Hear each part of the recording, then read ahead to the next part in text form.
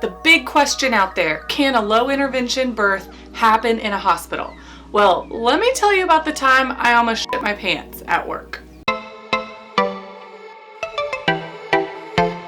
The answer is yes, but yes, you can have a low intervention birth in the hospital, but there are some caveats that are really important to take into consideration as you are getting ready and as you are thinking about your birth.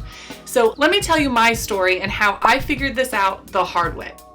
Hello, I am Mandy. I'm the birth nurse. I am so glad that you are here. I help busy people birth boldly in order to transition into parenthood stronger than ever. I'm a labor and delivery nurse, childbirth educator, Lamaze educator, peanut ball educator, mother of two. I'm breastfeeding a toddler right now, and I'm in my new office. This year especially, I have been approached by L&D nurses, labor and delivery nurses, either new nurses, seasoned nurses, nurses that are mothers, nurses trying to find themselves. We've been discussing different policies in different locations of the country and of the world that can constrain how we do what we do, because we are often between a rock and a hard place. Policy, providers, our patients. And not only that, our patients are becoming sick people. Sick people are pregnant, or when they're pregnant, they become sick people, preterm babies, new evidence that comes out. So let me share with you that dreadful, dreadful day. Okay, I am a new nurse. This was years ago, and I'm helping this woman labor the way she wants. And she is on hands and knees, and she is laboring hard, making lots of noises and moving around in the bed. And for a long time, she labors in hands and knees and then begins to push in hands and knees. And I think, I've done it. I have figured out how to help a woman, a strong person, labor the way they want in a hospital setting with all of the parameters that I have and the policies and the constraints and the providers' concerns and needs and her needs. We figured it out. We're doing it. And then I hear a knock on the door and another nurse comes in. I don't even remember who it was. She'd just been there longer than me, which wasn't hard to do because I was fairly new. She knocks on the door, comes in. Hi, you okay? She's asking me. I'm probably kneeling down next to the patient, like, sure, we're okay. But she continues to come in the door. She closes the door behind her. I think this is odd. And I look and make sure, no, I didn't press the call bell on accident. What's going on? I'm so new, I don't even know what that question means. When a nurse comes in and says, hey, are you okay? That usually means, hey, you're not okay, let me help you. I didn't even know that. So I continue to support my laboring patient as that nurse that came in begins to put a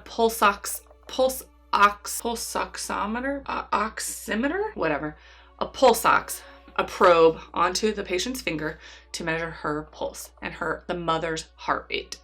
She plugs it in and she turns it on to trace onto the paper. I still am not getting it. It's not until she reaches under my patient to adjust the fetal heart rate monitor that I glance over at the paper and realize what was tracing was exactly the same as the maternal heart rate. It matched exactly, which meant I was tracing what I thought was the fetal heart rate was actually the maternal heart rate. All of a sudden, I couldn't breathe. That's when I nearly shit my pants in my patient's room. Did my baby have a heart rate? How long had this been going on? Was the baby inside okay? I had no idea, and neither did anybody else. Here I thought we were working together. I was helping support her in whatever position she wanted to be, in however she wanted to push her baby out. I thought I was doing right by her and her baby, supporting normal birth with less intervention and less rules as possible. And I had totally missed an important aspect of monitoring in the hospital. It turns out the baby was just really difficult to monitor in that position. If you support birth in a hospital, you know, in a hands and knees position, the fetal heart rate, especially when the baby is low, is tucked up under that belly. And when her belly is hanging and she's moving and her legs are right there next to where the baby's heart rate is on the monitor, it's a mess. It's very difficult to monitor. And it just was picking up 120-ish, which was mom's heart rate while she was working hard to push her baby out. And I was green. I did not realize that. I thought it sounded right and I thought it looked right. And I had been watching the wrong heart rate. She ended up pushing her baby out. Her baby ended up great. She ended up great. But that birth affected me for a long time. And that feeling of feeling so high and so excited and so supportive and so in the zone to immediately plummeting where my heart sinks. And I got very, very scared. For a little bit there, I was trusting the birth process and I was trusting that despite all of the other factors that I had to pay attention to as her nurse, her labor was moving forward smoothly. And it was. The fetal heart rate monitor did not change how smoothly and normally her labor was moving forward and how she was feeling all of those feels, and she was pushing with her urge, and everything was right. But there are so many constraints on the nurse that rock the hard place, the policy, the provider, the patient's family, the new evidence that's come out that's not policy. There's so many of those that a nurse has to pay attention to and facilitate and juggle, that it's not just let's help birth be normal. It's so many other things that go into helping her birth be normal. It took me many, many years, many books, many classes, many monies to, again, learn how to trust normal physiologic birth. How to help people have the most normal birth, how to help their physiology work for them and help their bodies and their babies work for them and for their birth, all of it. There was a lot that went into, and many years that went into relearning how to not be afraid of birth. It makes my job better and more fun, more rewarding, but also a struggle every day to try to help it be as normal as possible, as rewarding and safe emotionally and physically as possible when there are so many other factors involved. Want to know a little secret? Every birth professional has felt that feeling, that high plummets to low, that shit their pants moment. Every birth professional has felt that. And if you haven't, I would challenge you to see how close to normal and physiologic the births are that you assist with, or are they flat on their back, very medicalized, and also how long have you been doing this, because eventually that will happen. You will feel that feeling. So that feeling influences how birth professionals practice. There's no getting around it. That feeling stuck with me for many years. It doesn't mean that those people are bad or harmful or they don't care. What does that mean for you? How does that help you birth boldly?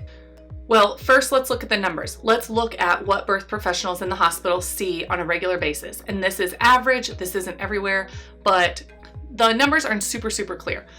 I've seen reports in the last decade anywhere from 25% to 41%, and the estimates are said to be underreported on birth certificates and in the histories, that 25 to 41% inductions in labor, inductions of labor. Some of them are medically necessary and some of them are not.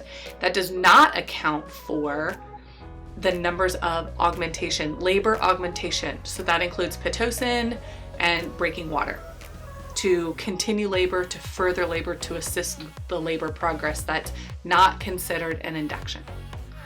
So you can see almost half or more, probably more, labors begin as an induction or are then augmented with interventions. So birth professionals, your provider, your nurses, see inductions and augmentation all day, every day. It is very common. So can you have a low intervention birth in a hospital. How does that happen? Recently, you can see the video here. I mentioned in my 5 what I wish I knew about being a labor nurse, 5 tips that seeing normal physiologic birth was so uncommon. I wish I had known that. I got comments about that, and I got messages about that. Like, hey, wait, you preach that you don't have to have all these interventions, and Lamaze recommends avoiding unnecessary interventions. How do I have the birth that I want if you're saying I'm walking into somewhere that never happens, or people don't ever see that? Well, I want you to know the truth about what you're walking into, the numbers, and what is normal for your providers, because having this ideologic idea of what birth is like in the hospital for most people does not help you prepare. So prepare for your provider seeing this on a regular routine basis. They see lots of interventions. So how can you work with this? How does this help you give birth boldly? Well, 1, if your goal is a low intervention birth, do not schedule an induction unless you absolutely need it or unless it's absolutely necessary.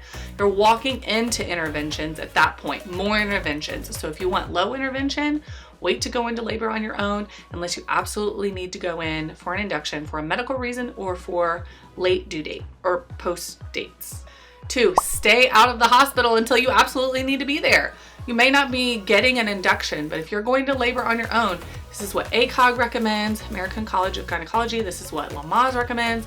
Stay at home during early labor. Go to the hospital in active labor, or if you have a problem, or if your water breaks.